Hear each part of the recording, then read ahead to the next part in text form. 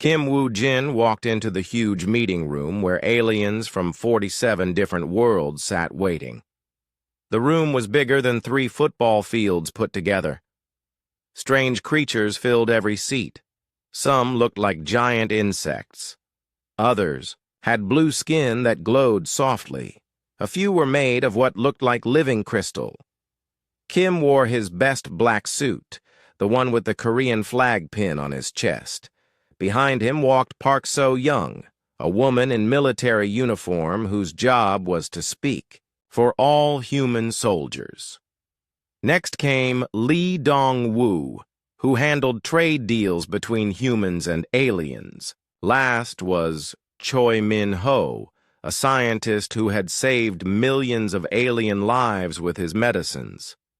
The 4 humans looked very small in this giant room full of creatures that had been traveling between stars for thousands of years. But Kim did not feel small. He felt angry.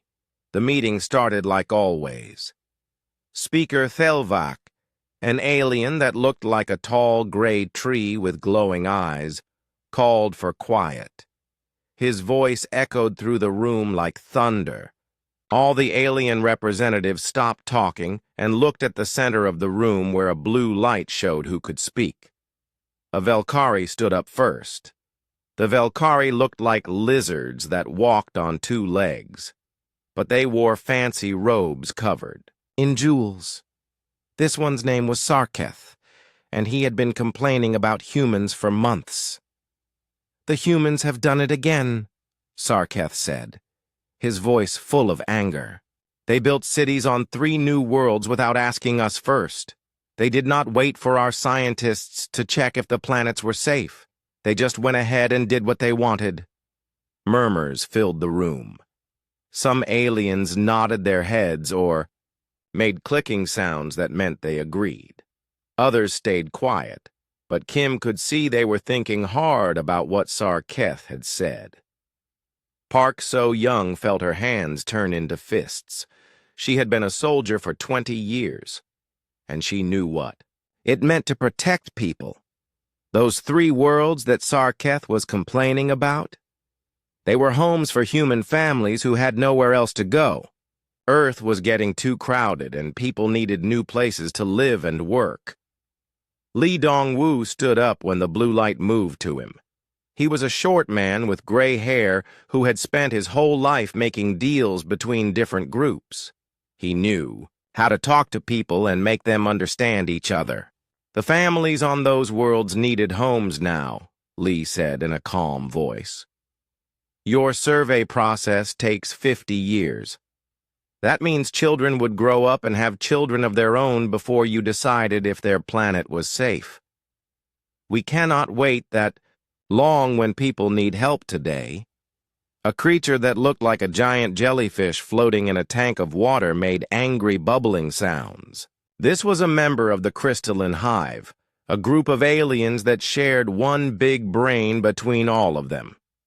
When one talked, they all talked. "This is exactly the problem," the jellyfish alien said. "Humans move too fast.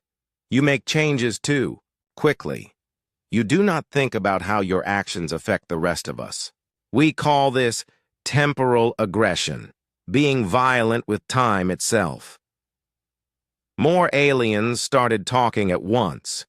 A bird-like creature with 4 wings screeched about humans building spaceships that were too fast. A rock creature that looked like a walking mountain complained that human medicines worked too well and changed alien bodies in ways they did not understand. Kim listened to it all and felt his anger growing hotter. These aliens had been traveling in space for thousands of years, but they moved like old people afraid of falling down. They took forever to make simple decisions. They formed committees to study problems that needed to be fixed right away. The worst part came when Speaker Thelvak announced the new rules that the aliens wanted to put on humans. First, humans could only build 2 new cities per year on new worlds. Second, Any new human technology had to be studied for 100 years before humans could use it. Third, and most insulting of all, human space would be put under protective oversight by older alien races. Protective oversight was a fancy way of saying that aliens would control what humans could and could not do in their own space. It meant that every time humans wanted to build something or go somewhere new, they would have to ask permission from creatures who took decades to make simple choices. Choi Min-ho had heard enough. He was a quiet man who usually stayed out of politics and focused on his medical research. He had created medicines that cured diseases for 12 different alien races. He had saved more alien lives than any human in history. But now these same aliens wanted to control his work and slow down his research. Choi slammed his datapad down on the table in front of him. The sound was like a gunshot in the quiet room. Every alien head turned to look at him. For a moment, nobody said anything. Kim felt something change inside him in that moment. He had been trying to work with these aliens for 5 years. He had been patient when they criticized humans for being too fast. He had been polite when they said humans were too young to understand galactic politics. He had smiled and nodded when they treated humans like children who needed to be watched all the time, but no more. Kim stood up slowly. The blue light moved to him, which meant he could speak to everyone in the room. His voice was quiet at first, but it carried clearly through the enormous space. "The Korean Republic withdraws from the Galactic Council," Kim said. "The African Federation withdraws from the Galactic Council. The European Alliance withdraws from the Galactic Council. All human nations withdraw from the Galactic Council.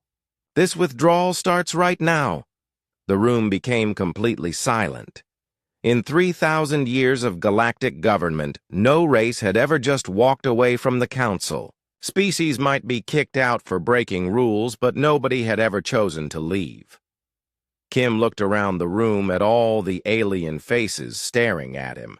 Some looked shocked, others looked angry. A few looked scared, though Kim did not understand why they would be afraid. "We are done asking permission to exist," Kim said. Then he turned around and walked toward the exit. Park So-young, Lee Dong-woo, and Choi Min-ho followed him.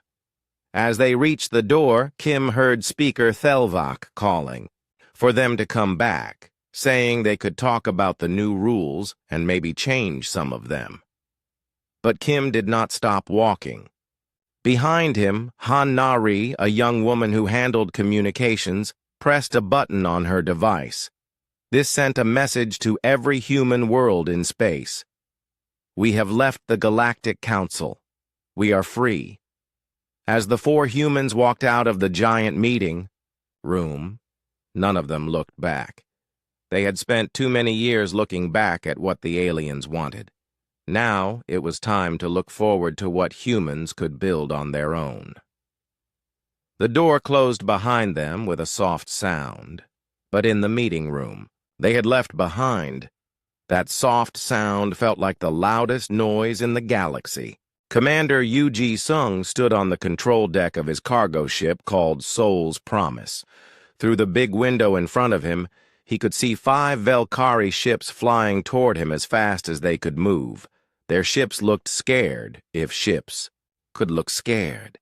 They were sending message after message, all saying the same thing. "Please let us buy your cargo. We will pay anything." Yu smiled, but it was not a happy smile. Just 6 hours ago, these same Velkari had voted to put humans under alien control. Now they were begging to buy human-made quantum drives, the engines that made their ships go faster than light. Without these engines, the Velkari ships would take months to travel between stars instead of days. "Sir, what should I tell them?" asked his communications officer, a young woman named Seo Min-ji. "Tell them we are not selling to Galactic Council members anymore," Yu said. Tell them to ask their council friends to make them some new engines. Seo Min-ji sent the message. A few minutes later, angry replies came back.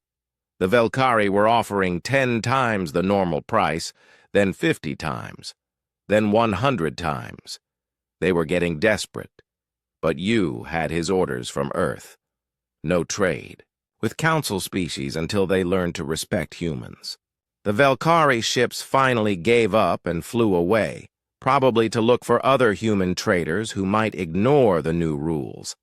On the planet Nexus Prime, where the Galactic Council had its main buildings, Dr. Shin Ye-jin was packing her research equipment.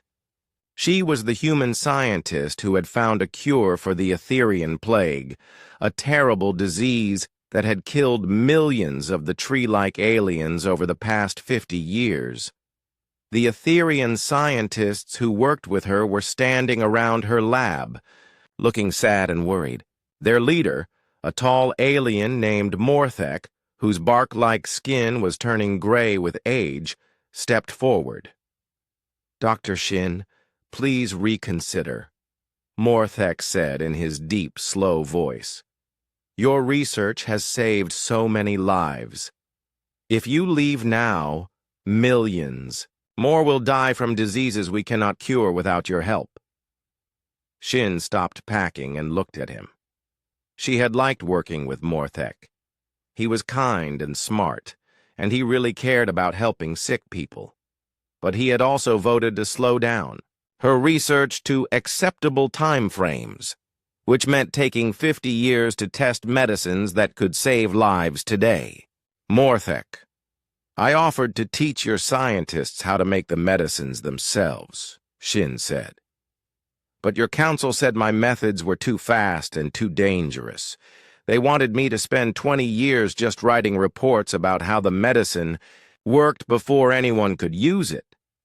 "But the safety protocols," Morthek started to say, "would let millions die while we filled out paperwork," Shin interrupted. "I am going back to human space, where I can actually help people instead of just talking about helping them." She picked up her last box of equipment and walked toward the door.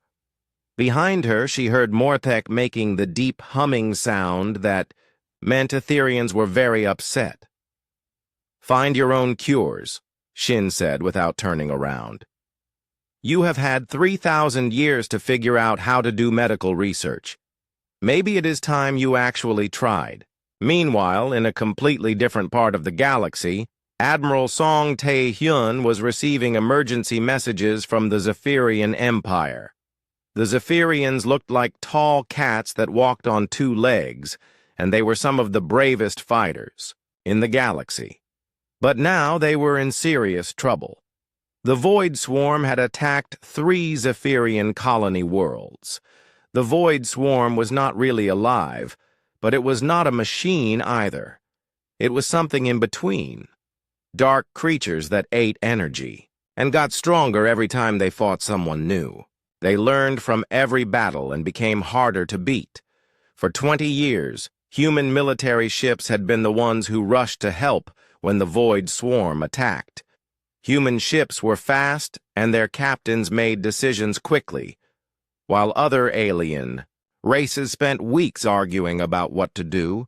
Humans would already be fighting the swarm and saving lives, but now the humans were not part of the council anymore. Admiral Song looked at the messages from Zephyrian military leader Veltar.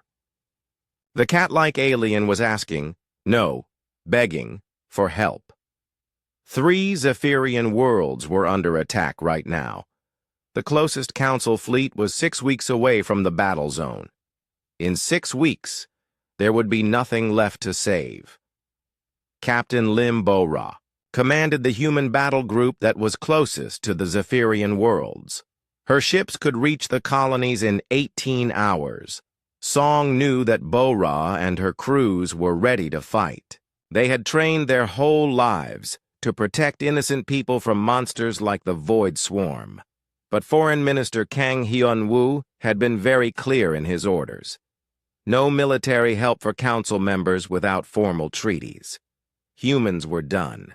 being the galaxy's unpaid police force. Song's communication device beeped.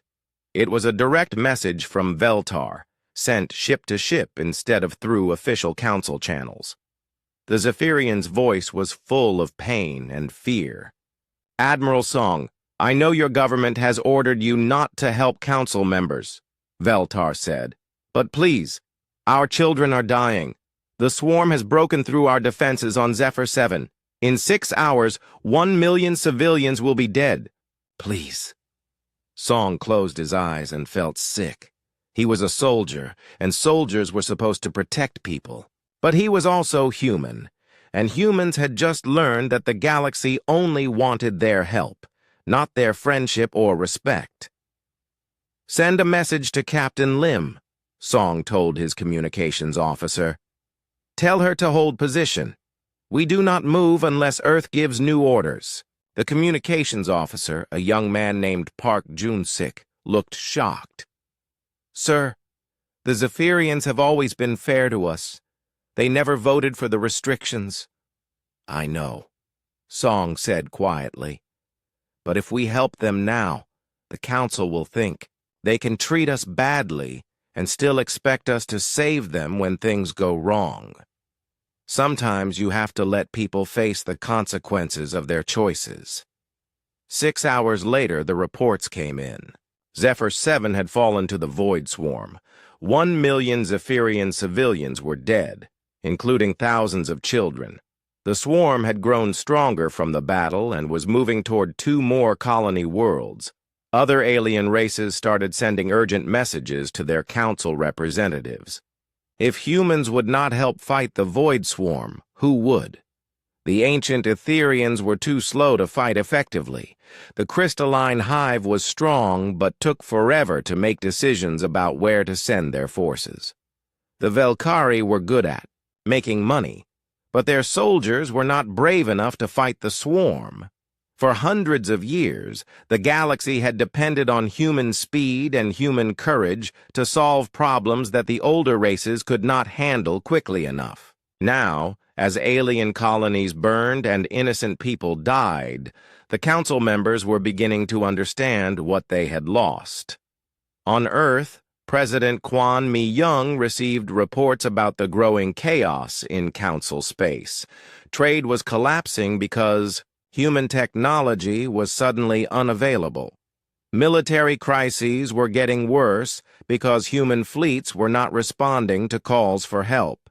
Scientific research was slowing down because human scientists were refusing to share their discoveries. "Madam President," said her advisor, Bae Sung-ho, "some of our allies are asking if we made the right choice. They say innocent people are dying because of our decision." President Kwon looked out the window of her office at the busy streets of Seoul. Korean families were walking to work and school, living their normal lives. They were safe and free because humans had finally decided to stop asking for permission to exist. "The council made their choice when they voted to control us," she said. "Now they have to live with the results. We will not go back to being their servants just because they are having problems." As night fell on Earth, the reports kept coming in from across the galaxy. 3 more worlds had been attacked by the Void Swarm. 2 alien trade stations had been forced to close because they depended on human technology. A plague had broken out on an Etherian world, and without human medical help, thousands were getting sick. The galaxy was learning what it meant to live without humans, and humans were learning that sometimes the best way to teach someone to respect you is to show them what life is like without you. 3 months had passed since humans walked out of the Galactic Council, and the galaxy looked completely different. Ambassador Jian Haiwan stood in the main hall of New Geneva Station, humanity's brand new diplomatic center. The station was beautiful, with wide windows that showed the stars and meeting rooms where different species could talk comfortably. But the most amazing thing about New Geneva Station was how busy it was. Every day, ships arrived carrying representatives from alien races that had never been part of the Council. Some came from small worlds that the Council had ignored. Others came from proud empires that had refused to join the Council because they did not want to wait decades for permission to do simple things. Today, 17 different alien species had sent ambassadors to meet with humans. They all wanted the same thing: immediate alliance treaties with humanity. While the Council took years or even decades to negotiate simple trade agreements, humans offered something revolutionary: quick, fair deals that both sides could understand. John walked into meeting room 7, where the first alien delegation was, waiting. These were the Aquarians, a species of blue-skinned people who lived on ocean worlds. Their leader, Admiral Korov, looked tired and worried. "Ambassador Jaon," Korov said, standing up quickly. "Thank you for seeing us so soon. The Council failed us." John sat down across from the Aquarian delegation. "Tell me what happened." Korov's expression grew angry. "The crystalline hive invaded 3 of our worlds 2 months ago. They wanted to mine the crystals that grow on our ocean floors. We asked the Council for help, and they said they would form a committee to study the situation." A committee! While our people were dying! "How long would this committee take to make a decision?" Jian asked, though he already knew the answer. "Would be frustrating." 18 months, Korov said bitterly. 18 months to decide whether it was legal for the hive to invade our homes. By then, our worlds would be strip-mined and empty. John nodded. This was exactly the kind of problem that humans had faced in the Council. When people needed help immediately, the Council wanted to spend years talking about it.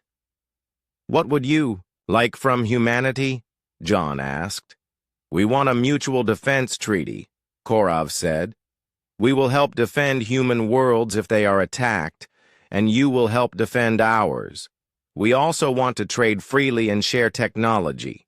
John smiled. "That sounds fair. How soon do you need this treaty to be signed?" Korov looked surprised. "How soon? We hoped you might consider our request within a few months." "I can have the treaty ready for signature by tomorrow morning," John said. "Our lawyers are fast, and mutual defense treaties are not complicated. You help us, we help you. Simple."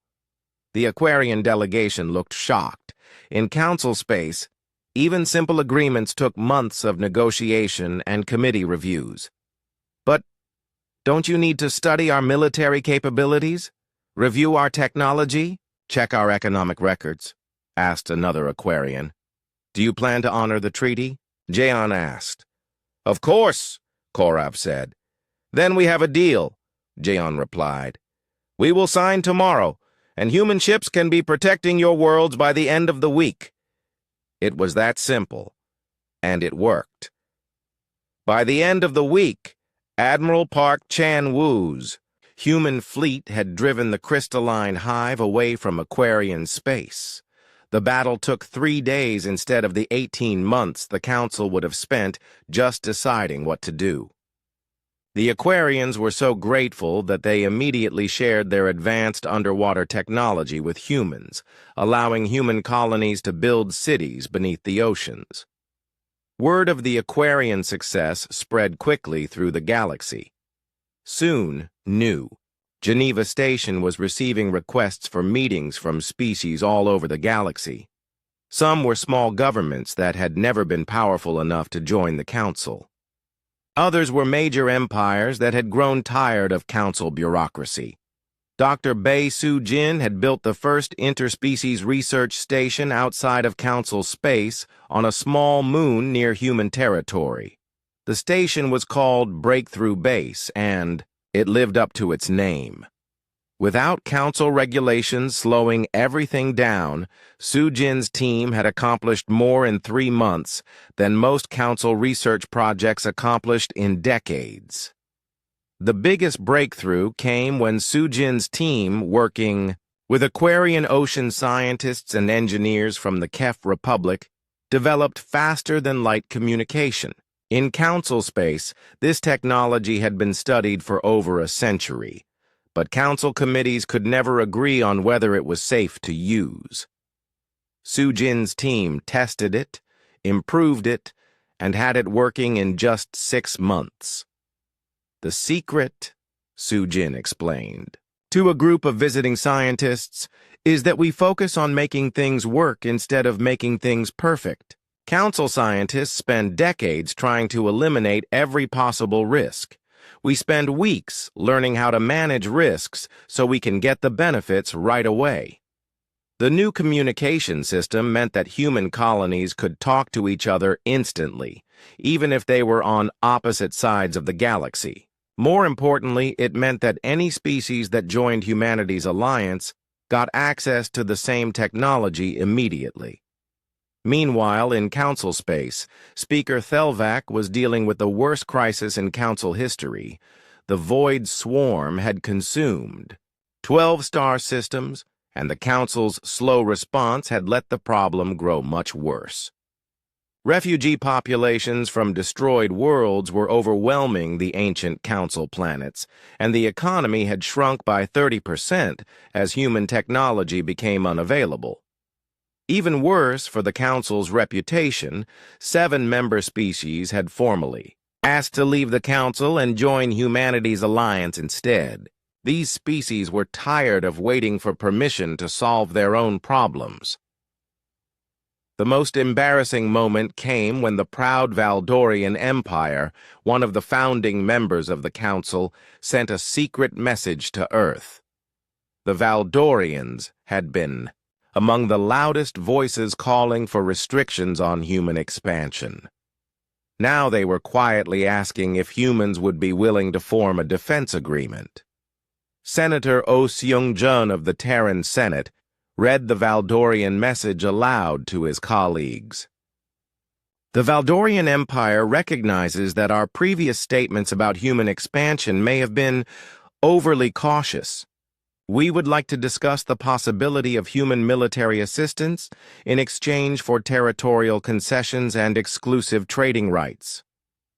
The room was quiet for a moment. Then someone started laughing, and soon the whole Senate was laughing. The Valdorians had spent months insulting humans and voting for restrictions on human activity. Now they wanted to pay humans to protect them. What should we tell them?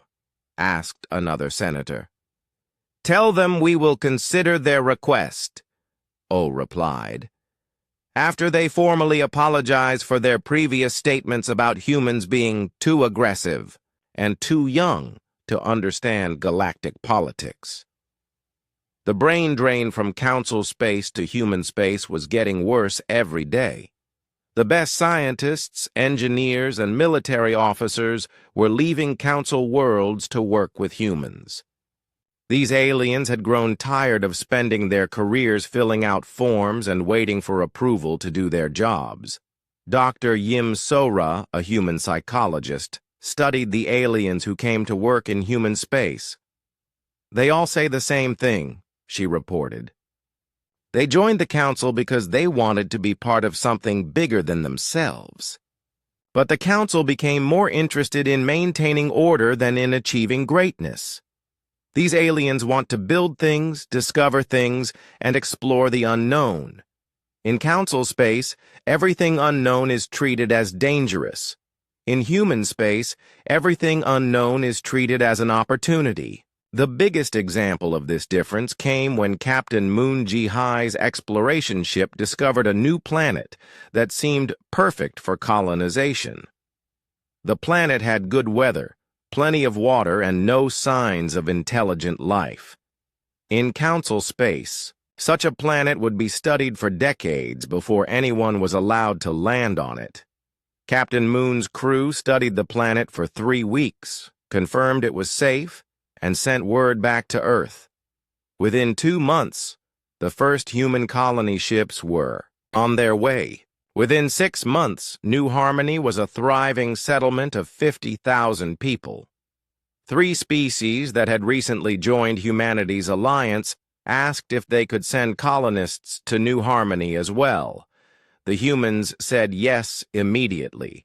Soon, New Harmony became the first truly mixed species colony, where humans, Aquarians, and others worked together to build something new.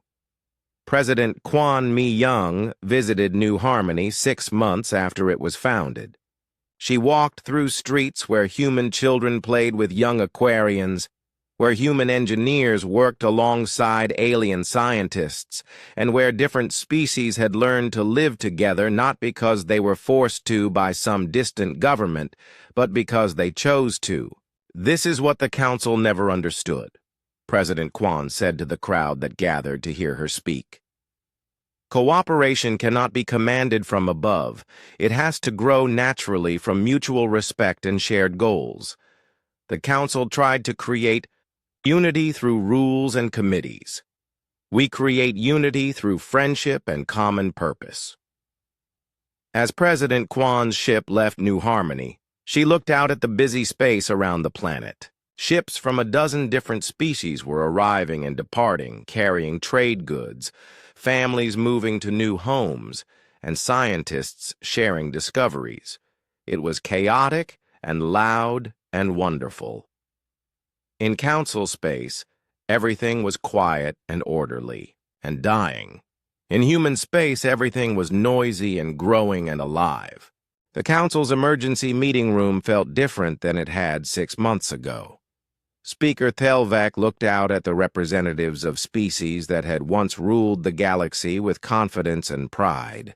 Now those same representatives looked scared and desperate. The Void Swarm had destroyed 30 star systems. The galactic economy was collapsing, and worst of all, everyone knew that humans could fix these problems, but were choosing not to. Counselor Zephyra of the Velkari stood up to speak. The lizard-like alien's fancy robes looked less bright than before, and her jeweled crown seemed too heavy for her head. For months, she had been one of the loudest voices calling humans dangerous and uncontrolled. Now she had to eat her words. Perhaps, Zephyra said slowly, we were too hasty in our judgment of human expansion methods. Their techniques, while unconventional, have proven to be effective in ways we did not anticipate. Other council members made quiet sounds of agreement. It was the closest thing to an apology that the proud Velkari had ever made in public, but everyone in the room knew it was not really an apology. It was just fear talking. On Earth, Prime Minister An Yu-jin met with her top advisors in the Blue House. The council had sent a formal message that morning, which was really a surrender dressed up as an invitation. They wanted humans to rejoin the council, and they were offering things they had never offered before. They are promising us enhanced autonomy, General Im Jun-ho said, reading from the council's message. Fast-track approval for human colonies. Leadership positions on the Council's Defense Committee. Basically, they are offering us everything we wanted 6 months ago. What do you think? The Prime Minister asked. I think they are desperate, General Im replied bluntly. They are offering us what we should have had from the beginning, but only because they need us to save them. Once the crisis is over, they will probably try to control us again. Dr. Yang Sora, head of the Human Science Consortium, agreed. Look at their history. Every time a younger species became powerful, the Council found ways to limit that species' growth. They are not offering us partnership. They are offering us a slightly better cage. The real test of the Council's desperation came when Admiral Hong Yeon-woo received a direct communication from a crystalline hive cluster ship. The hive was one of the most arrogant species in the galaxy. They believed they were superior to all other life forms because they shared a collective consciousness that let them think with millions of minds at once. But now, they were dying. The Void Swarm had learned how to disrupt the hive's shared consciousness. Without their mental connection, individual hive members became confused and helpless. Entire hive worlds were going silent as the swarm adapted to their technology. Admiral Hong, the hive representative said, "We offer you complete access to our quantum crystalline computing systems. This technology could advance human civilization by centuries. In exchange, we ask only that humanity rejoin the Galactic Council." Admiral Hong was quiet for a long moment. The technology the hive was offering was incredibly valuable. With quantum, crystalline computers, humans could solve problems that would take current computers millions of years to figure out. But there was something else in the hive's message that made Hong angry. "You want us to rejoin the council?" Hong said. "Why is that part of your offer?" "Because," the hive replied, "human unpredictability is dangerous without proper oversight. Your species makes decisions too quickly and takes risks that affect the entire galaxy. The council provides necessary guidance." Hong smiled, but it was not a friendly smile. "So you want to give us amazing technology, but only if we agree to let you control how we use it." That is a simplified way of putting it. But yes. "Then my answer is no," Hong said. "Keep your technology. We will make our own." The hive representative was silent for several seconds, which was a very long time for a species that could think with millions of minds. "You would refuse technology that could benefit all humanity because you do not wish to accept guidance?" "We would refuse to trade our freedom for any price," Hong replied, "even a very high price." Foreign Minister Kim Sang-min explained the situation to the Global Assembly that evening. Representatives from every human nation listened as he described the various offers and bribes that council species were sending to Earth. "They still do not understand," Kim said. "They think this is about bargaining. They think we left because we wanted better terms in the council. They are offering us money, technology, territory, and power, trying to figure out what price will make us come back."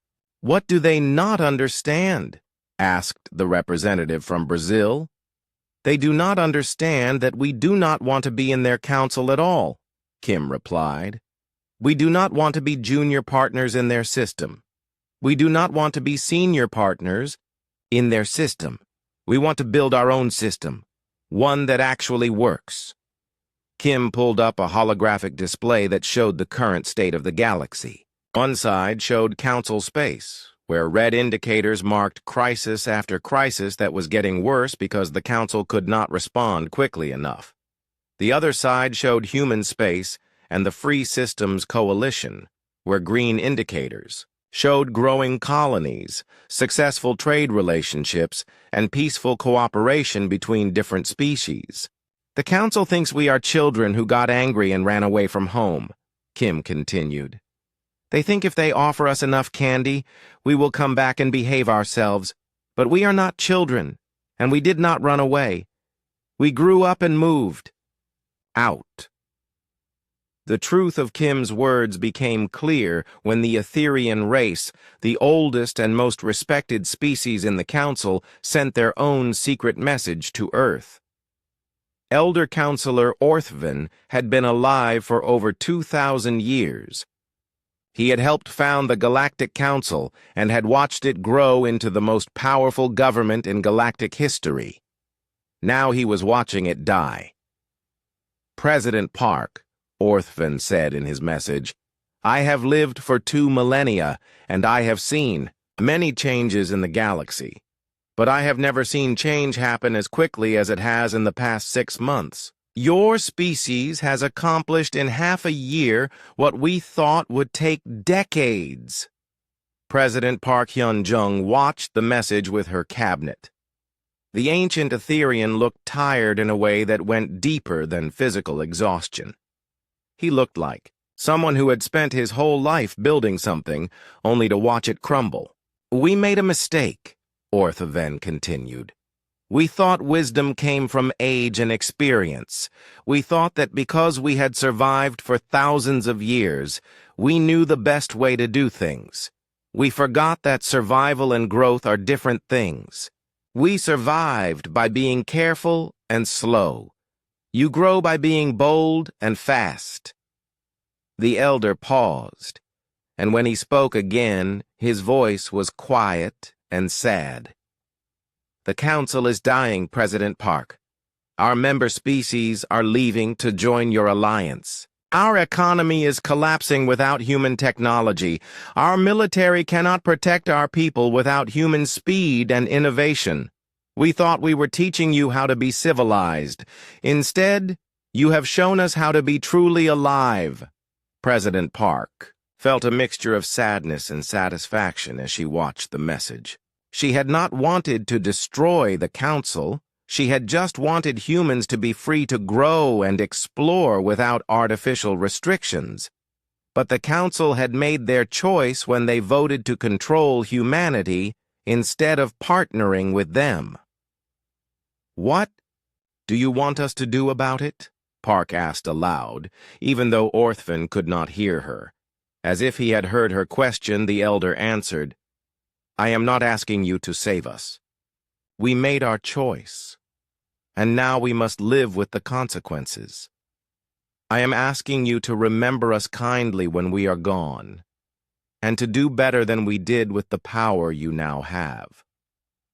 The message ended, leaving the room quiet. After a long moment, Park's foreign minister spoke up. "Ma'am, what should we tell them?" Park thought about all the species that had joined humanity's alliance in the past few months. She thought about the colonies where humans and aliens worked together as equals. She thought about the research stations where the best minds in the galaxy were solving problems that had puzzled scientists for centuries. Most of all, she thought about the future, not just for humans, but for every species that wanted to grow, instead of just survive. "Tell them we understand their position," Park said finally. "Tell them that our door is always open to species that want to join us as partners, not subjects. And tell them that we hope they find a way to reform their system before it is too late." But privately, Park knew it was already too late for the Council. They had spent too many centuries becoming comfortable with the idea that being old meant being wise, and that being careful meant being smart. They had forgotten how to take risks, how to innovate, and how to inspire others to be their best selves. The galaxy was moving forward, and the Council was standing still. In space, anything that stops moving eventually falls into the nearest star and burns up. The Council was about to learn that political systems followed the same law of physics. 2 years had passed since humans walked out of the Galactic Council, and the galaxy was unrecognizable. President Park Hyun-jung stood in the main assembly hall of Harmony Station, looking out at representatives from 43 different species. The station itself was a miracle of cooperation. Human engineering combined with alien artistry to create something more beautiful than either could have built alone. The construction had taken only 18 months, which amazed everyone who remembered how long council projects used to take. The old council would have spent 3 years just designing the station, then 5 more years building it. But the Free Systems Coalition worked differently. When someone had a good idea, they tried it. When something did not work, they fixed it quickly and moved on. "Friends," President Park said to the assembled delegates, Today marks the second anniversary of humanity's withdrawal from the Galactic Council. Today, we celebrate not what we left behind, but what we have built together. The hall erupted in sounds of approval. Some species clapped their hands like humans. Others made musical humming sounds. A few stamped their feet or clicked their claws. Each species had their own way of showing happiness, but the feeling was the same for everyone. The Void Swarm crisis had ended 6 months ago, but not because of anything the Council had done. The Council had still been forming committees and writing reports when Admiral Cho Min-soo figured out how to turn the Swarm's own strength against it. The Swarm learned from every battle, growing stronger each time it fought someone new. But Cho realized that this learning ability was also a weakness. Working with Dr. Lee Yuna's research team, they created quantum disruption weapons that fed false information to the Swarm's learning system. Instead of getting stronger from battles, the Swarm became confused and weak. Within 3 months, Coalition forces had driven the Swarm back into the dark space between galaxies. The threat that had terrorized the galaxy for decades was finally gone. The Council had watched from the sidelines as humans and their allies saved the galaxy. Again. Ambassador No Junseo stood up to give the Coalition's annual report. He was a young man who had spent his career building bridges between different species, and he was proud of what they had accomplished. In the past year, No began, Coalition members have established 73 new colonies. We have shared 14 major technological breakthroughs freely among all member species. Our response time to any crisis in Coalition space is now less than 48 hours. The numbers were impressive, but they did not tell the whole story. The real success of the Coalition was not in statistics, it was in the spirit of cooperation that had grown between species that had once barely trusted each other. On New Harmony, human and Aquarian children played together in schools where they learned each other's languages and cultures. On Breakthrough Base, scientists from 12 different species worked together to solve problems that no single species could handle alone. Trade ships carried goods freely between worlds, and exploration vessels pushed deeper into unknown space every day. Meanwhile, the old council was dying slowly. Speaker Thelvak had been replaced by 5 different leaders in 2 years, each promising reform but delivering only more of the same bureaucracy and delay. The council still existed, but it governed a shrinking number of worlds as species continued to leave and join the Coalition. The final blow to the Council's prestige came when the Etherian race formally applied to join the Coalition. The Etherians had founded the Council 3,000 years ago, and their withdrawal would be like the Pope leaving the Catholic Church. Elder Counselor Orthven sent a personal message to President Park explaining their decision. We have watched for 3 millennia, believing that age brought wisdom and caution brought safety. In 2 years, you have accomplished what we could not in 3,000. Perhaps it is time for the ancient to learn from the young. The day the Etherians joined the Coalition was declared a galactic holiday. On every Coalition world, beings from dozens of species celebrated together. The oldest and youngest civilizations in the galaxy had found common ground in their desire to grow, explore, and build something better. Chief Science Officer Seo Hyo-jin stood in the Coalition's new research headquarters watching ships arrive from across the galaxy. Every day brought new scientists, engineers, and explorers who wanted to be part of something bigger than themselves. They came not asking for permission or approval, but offering partnership and innovation. The difference, Seo explained to a group of young researchers, is that we focus on what we can do together, not on what might go wrong if we try.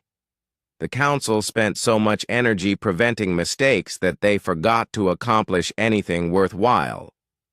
The Coalition's success was not just about being fast or innovative. It was about treating every species as an equal partner with something valuable to contribute. In Council space, older species looked down on younger ones and larger empires dominated smaller worlds. In Coalition space, every member had an equal voice and an equal chance to contribute their unique strengths. Captain Moon Ji Hai commanded the exploration vessel New Seoul, one of dozens of ships pushing into previously unexplored regions of space. Her crew included humans, Aquarians, former Council species, and aliens from worlds that had never been contacted by galactic civilization before. In her latest log entry, Moon wrote, "Today we discovered a beautiful planet with crystal formations that sing in the wind. The harmonic species we met there had never seen other star-traveling peoples before, but they welcomed us with music and curiosity. In Council space, first contact with a new species required years of protocols and committee approvals. We spent 3 days learning their language and customs, then signed a friendship treaty and invited them to visit our worlds whenever they want. The galaxy told us we moved too fast, expanded too quickly, innovated too recklessly," Moon continued. "They were right. We do move fast. We do expand quickly. We do innovate recklessly. And that is exactly why the galaxy needs us to keep doing it." The old order had demanded conformity and patience. The new order celebrated diversity and action. Species that had spent centuries following the same old patterns suddenly found themselves free to try new things, explore new ideas, and build new relationships. Dr. Kang Min-woo, a human anthropologist, studied the cultural changes happening across Coalition space. "When you remove artificial barriers to growth and cooperation," he reported, "species naturally start to share their best ideas and learn from each other. The Council tried to control this process through laws and regulations. We simply created safe spaces where it could happen naturally. The proof of this theory was everywhere. Aquarian underwater cities were being built using human engineering techniques.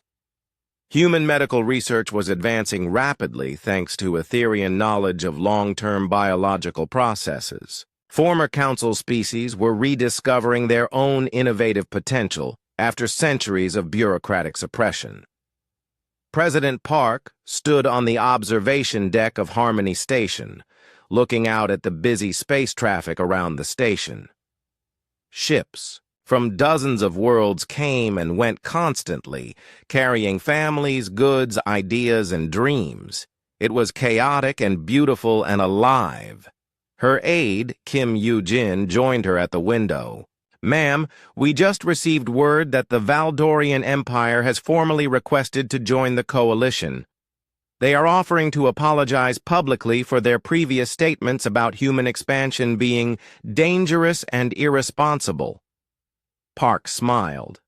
The Valdorians had been among the most arrogant voices in the old Council, constantly lecturing humans about the proper way to behave in galactic society. Now they wanted to join the very humans they had tried to control. "Tell them they can join," Park said. "But they do not need to apologize. We are more interested in what they can contribute to our future than in what they said about our past." This was the Coalition way. Instead of holding grudges or demanding apologies, they focused on building something better together. It was faster, more efficient, and more satisfying than the Council's endless debates about who was right and who was wrong. 5 years later, historians would mark the human withdrawal as the moment galactic civilization truly began. The old Council became a historical curiosity, remembered mainly as an example of how not to govern a diverse galaxy. The Coalition became the new standard for interspecies cooperation, Professor Ryu Seung-ho of the Coalition Historical Institute, wrote, "Humanity did not destroy the old galactic order. They simply built something better and invited everyone to join them. The Council's mistake was not restricting human expansion. It was failing to recognize that the galaxy itself was ready to expand beyond the limitations they had imposed on it." As President Park prepared for bed that night, she looked out her window at the stars. Somewhere out there, coalition ships were discovering new worlds, making contact with new species, and pushing the boundaries of what was possible. The galaxy was bigger and more wonderful than anyone had imagined, and for the first time in history, all its peoples were free to explore it together. The stars belonged to those bold enough to reach for them. And finally, after 3,000 years of asking permission, the galaxy had learned to reach.